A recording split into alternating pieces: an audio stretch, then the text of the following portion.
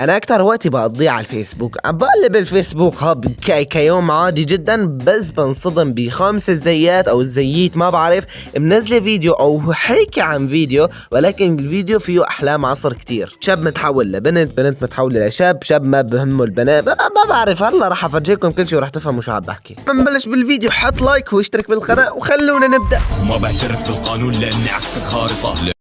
جنى شي مرة فكرتي تتركي لبنان؟ اول شي شوف لي خمس زيات ايش لابسه يا زلمه، ايش لابسه ايش لابسه. ما هو هي بدايه الفيديو، هي لسه بدايه الفيديو معلم، لسه ما شفت شي. عيشة بسلام أكثر؟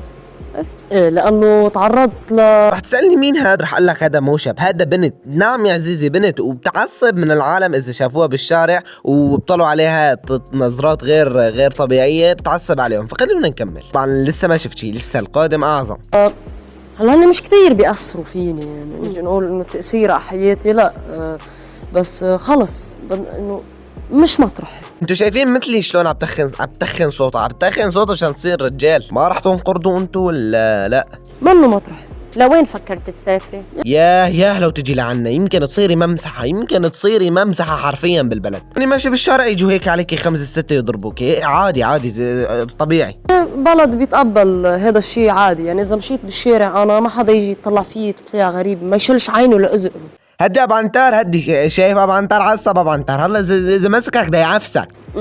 هلا هيك بصير معك؟ يعني بكون ماشي بطلع فيه بحس حالي انه انا جاي من الفاضة مثلا. يا ام راس مربع، معناتها انت بتعرفي انه هذا الشيء غير طبيعي، يعني يعني ما بصير يصير هذا الشيء لحتى العالم عم تطلعوا عليك. شو بتعملي لما يطلع فيك ويجقرك وتجقري ترجعي؟ بيجقروا ولا شيل عينه، ما شالش عينه بقول له بيك شيء مثلا. ابو علي بس ضل تروحوا تضربه، يعني خلص ما ضل شيء، تزورته وعيطت عليه ما ضل غير تروحوا تضربه. اذا في ناس وقحة بعد من وجهي، في ناس وقحة. واو العالم وقحة، والشي اللي عم تعمليه انت ما وقح ابدا. يا انا متخلف يا انت فيكي شي ما بعرف. توقحن بطريقة. على السوشيال ميديا في كلام كثير مؤذي بشكل. ما زبط معها انه تخن صوتها، قام قالت بشكل. هو بشكل صح. ورا الشاشات مثل ما تفضل دكتور علي، بس تعال بالوجه صدقيني قليل بالنادر يمكن اذا تلاقي واحد جريء يتجرأ يقول لك بوجهك هيك. ما انت اذا طلع عليك حدا بالغلط انت بدك تفشخيه هيك، تروحي تضربيه كفين على وشه تشلي امله. مثل ما بيقول لي على السوشيال ميديا. مبدئيا خلصنا من هي البنت، رح نروح لشاب بس مسوي حاله بنت، وهاد رح تنصدموا منه. مرة توني فكرت تترك البلد؟ أبدا بحب لبنان واي بلد. خد شوف الجذب الثاني، ايش بك حبيبي ليه هيك صوتك؟ وانتوا لاحظوا لي على ايده، لاحظوا لي بس على حركات ايده شلون عم بسوي. بحب الدنيا. هي بس لو كانت الدنيا إلى ايدين لحتى تفشخك لتسويك بطاطا مسلوقه، بس هي الحمد لله حمود ربك انه ما لها ايدين الدنيا. ما يطلع قدامي حدا اللي هون والله لا افشخه، والله لاسويه كاتشب. يعني انا السما إلي. خود جاب العيد الجحش، يفضح كبرتك منين جايب هالحكي ولك؟ الهي بعد معك. امين. قولوا امين، بالله قولوا امين. الدنيا إلي. بالله حدا يوفل هاد وربي شي جحشانه يا زلمه. حياتي إلي. حق ذاتي لإلي. لك الجدبة حتى حكي ما بيقدر يحكي الجدبة. تقلوا معي أنا خلقت الله. طب حققت ذاتك فنيا؟ لحديت هلا إلى حد ما بتحب بحقق بعد أكثر. شي ما هو على الشكل وعلى هالمنظر وعلى هالصوت ما حتحقق شيء. رح حدا تواصل معك من الفنانين او الفنانات؟ والله ما هو الحق عليك، الحق اللي عم بيسأل والحق اللي استضافك. يعني ايش متوقع يجي لعنده فنان يتواصل معه لهالدرجة جدبان العالم؟ هو للصراحة في ناس جدبان بس مو لهالدرجة يعني. أنا بداياتي لما الست ماجدة لسمعت صوتي. هذا يمكن إذا بتنفخ عليه ببرك ببكي يا زلمة. إيش هاد مستفز وربي مستفز.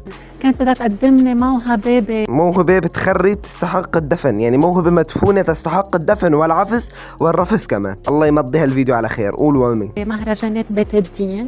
نعم. ومؤخرا في الست ميشلين خليفة على تواصل معها لما سمعت صوتي، سمع أحد الأصدقاء صوتي. أصدقاء؟ لا أصدقاء، خلص نعتمدها باللغة العربية كلمة أصدقاء. صرنا كتير على تواصل وعطت شهادة فيي وكنت غنيت لها أرض الحلم.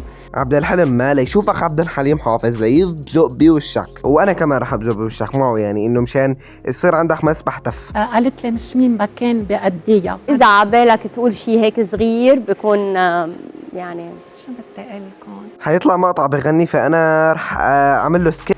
سألوني الناس عنك يا حبيبي. ما سمعتوا صوته وكلياتكم طلعتوا من الفيديو انا اسف، بس اضطريت احط لكم صوته بس لانه مشان ما تسمعوا صوته. طبعا انا ننتقل اللي بعده، بس كمان اللي بعده جيبان عيد، يعني كله جيبان عيد الحمد لله. في مرة فكرت قالوا تترك البلد كمان مثل جنى؟ ممكن. هداك سميناه هديك سميناه ابو علي، هي حنسميها اب جعفر، خلص صح حنسميها اب جعفر. بس كرمال مستقبلي مش كرمال شكلي ابدا. لا صح كلام، هو الشكل عادي، الشكل هو اهم شيء المستقبل، المهم الشكل بخر يعني عادي. انا تنمر ما بيخليني اترك بلدي ما بيزعجك؟ لا ابدا. لا بدك تسمع لها ابو جعفر، لا في اوقات تنمرات بتخليك تأثر، يعني بتأثر عليك. مع انه كمان مثل ما قال إذا شفت شاب رجل شكله أو شفتي حدا عم يتنمر على شاب ناعم، يعني مثل اللي صار مع دكتور علي، كثير بنزعج، كثير بنزعج. ممكن ممكن اني وقف هذا الشيء باي طريقه. هلا مبدئيا شو قد ما كانت المرأة قوية بيجي رجال، يعني أضعف رجال بقتل للمرأة، وحتى لو كانت المرأة قوية، يعني لأنه الهرمونات اللي عند الرجال غير اللي عند المرأة. أنا هذا اللي بعرفه، هيك اخذ بالعلوم بقى، العلوم كذاب ما بعرف. كيف؟ واجهه مثلا. ما هو أنت ما رح تلحقي تواجهيه، يكون هو حطك بجيبه، ممكن بجيبه.